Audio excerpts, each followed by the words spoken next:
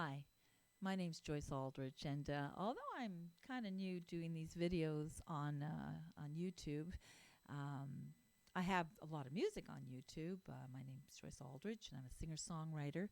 But I'm not crazy about having my face shown. Yeah, being born in the middle of the last century, like age creeps up on you, and the camera's not always very flattering. But that's okay, because it's not what's on the outside so much, but on the inside. Although everything I have on today, it's kind of interesting because I decided to. I'm feeling kind of nostalgic, so I thought, I'll wear my mother's turban, and I have my mother's tambourine. No, I'm not going to play it. She was the singer MC at the Brunswick House for 27 years, and you may have met her. Her name was Rockin' Irene. Very popular here in the city of Toronto, Canada, where I live. I was born in Ottawa, 1955, middle of the last century, so I'm 66 years old, so no apologies, as a matter of fact.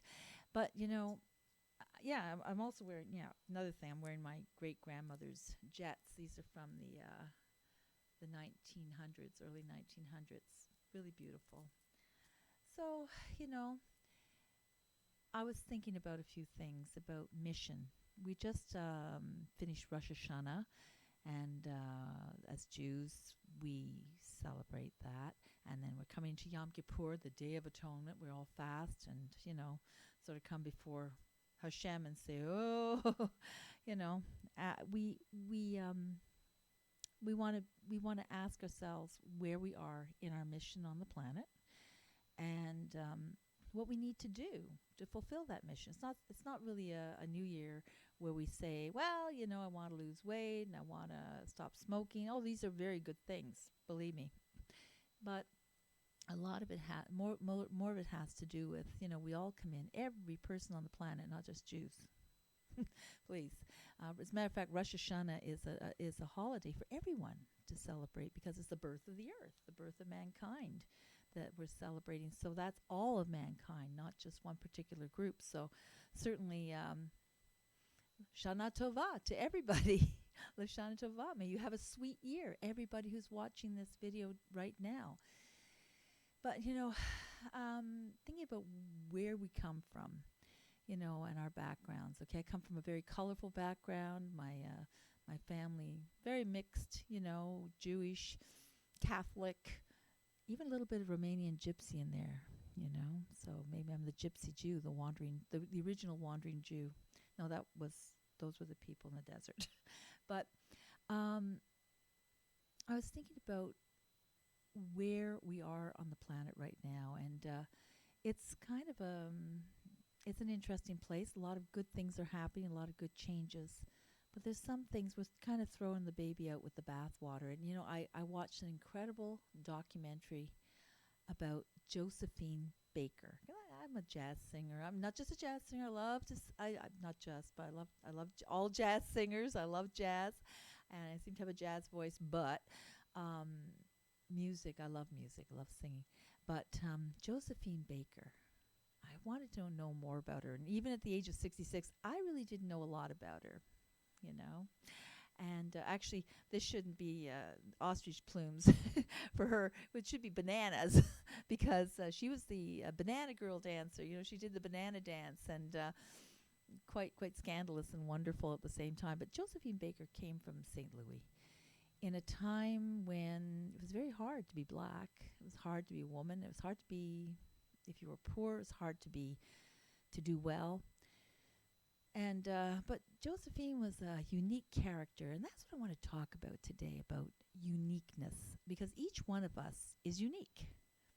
Of course, whether we're strangely unique, conservatively unique, have a flair for whatever, or whatever we choose to do in our lives, whatever our mission is, we are unique in that mission.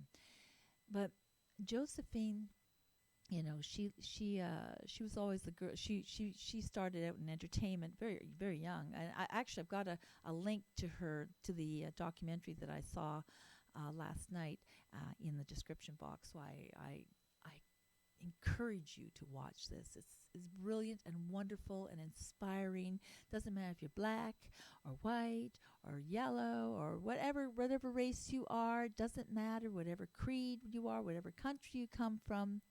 This woman was an amazing person, and it was her uniqueness that made her so. You know, she not because she was a flamboyant entertainer, but because she followed her mission. She knew she had something she had to do, and she left the United States to find freedom. She was a girl that they put at the end of a I keep rattling my tambourine here. Make it a revival meeting. Yay. Okay. Anyway, but she, you know, because she was kind of interesting, she wasn't what they call a beautiful girl, so they put her at the end of the chorus line to do the comedy routine. And I kind of understood that one because I was always too tall for the end of to be with any guy in the chorus. So I ended up being the girl who flirted with other guys, other girls, guys, and whatever, like that kind of thing. They always put me in that kind of role. But she left the States to go to France, to go to Paris, and she was the toast of Paris, the toast of Paris. You know, she came back to the States later on. She was like chopped liver. She was not anything. She wasn't the toast. She was the liver. So, but she was an amazing human being, and she helped the, she was in the beginning of the French Resistance. She helped a lot of people. But one thing that really, really stood out for me was the fact that she adopted 12 children, all races, all creeds. You know, it didn't matter what country they were from. They were all from different countries, and she adopted them all because she wanted them to feel the love that she hadn't felt, you know. And she just poured her love out on her babies. They were all her babies. She embraced them equally.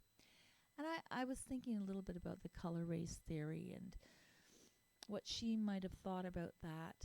You know, we're not determined by the color of our skin or our faith or the country we're born into or our political party. That's not what it is. We each have a soul, and each of our souls has a mission, you know. And I think she was a woman who she spent every penny plus that she had to help people, to take care of these children, to do whatever she did. She didn't think about herself first. She thought of others. And this is a very important thing because we've become a very selfie generations, you know. I mean, here I am on YouTube, you know, I'm talking to you here all alone. I have no audience here.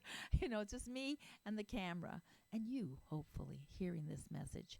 But the whole deal is this.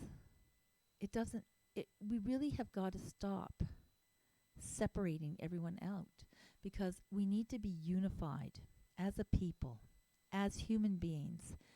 Rosh Hashanah is the birth of the earth, the birth of mankind, not the birth of one race or another, or one country and another, or one, you know, like I was saying, it's not all separate, all one, unity, one, and not diversified.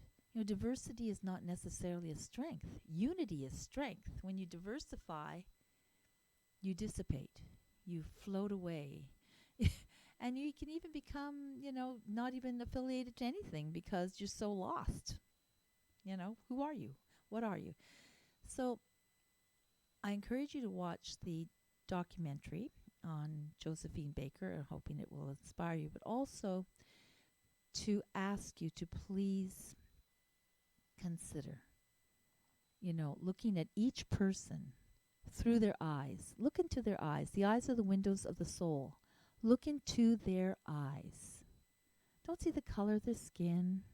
And, you know, people are doing that too much now, you know. And that's not good. Not good at all. And assuming all kinds of things about a person because they have a certain color of skin. It doesn't matter. It really doesn't matter. People are people. Hey, there are jerks everywhere. There are saints everywhere. You know? And So let's try to see who the person is rather than try to put them in some general category, because that's really not going to help. So I'm going to sing a little song for you because I am a singer-songwriter, but I'm not going to sing one of my originals. I think I'd like to sing Sons of Jacques Brel. Of course, Joséphine was in Paris, Gay Paris. So this is Sons of. Sons of a saint. Oh, good. I forgot the lyrics. That's really cool. Okay. Restart. Sons of a saint. I did it again. That's what happens when you're 66, you know, and you're sitting in your living room, and I'm making stuffed green peppers, so all I can smell is that delicious smell of stuffed green peppers. Duh. Let's try again. Sons of a thief, sons of a saint, who is a child with no complaint? Sons of the great or sons unknown, all were children like your own. The same sweet smiles, the same sad tears, the cries at night, the nightmare fears. Sons of the great or sons unknown, all were children like your own. Sons of tycoons or sons from the farms, all the children ran from your arms through fields of gold, through fields of ruin. All of the children vanished too soon in tiring ways, in walls of flesh, amid dying birds trembling with death. Sons of tycoons or sons from the farms, all the children ran from your arms. Sons of your sons, sons passing by, children were lost in lullaby. Sons of true love or sons of regret, all of your sons you will never forget. Some built the roads, some wrote the poems, some went to war, some never came home. Sons of your sons, sons passing by, children were lost in lullaby, in lullaby.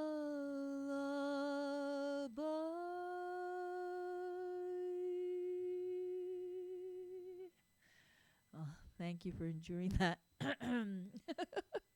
And I look forward to bringing you more of my little messages about life and, you know, being 66 and having straddled 2 centuries so far. Hey, maybe I'll live to no 20th and the 21st. I hope to bring you some insight, things that I learned from my grandparents, my parents, my brother, my relatives, and from you. We need to learn from each other and to love each other and to be unified. So wonderful being here with you today. Hashanah Tova. May you have a sweet year.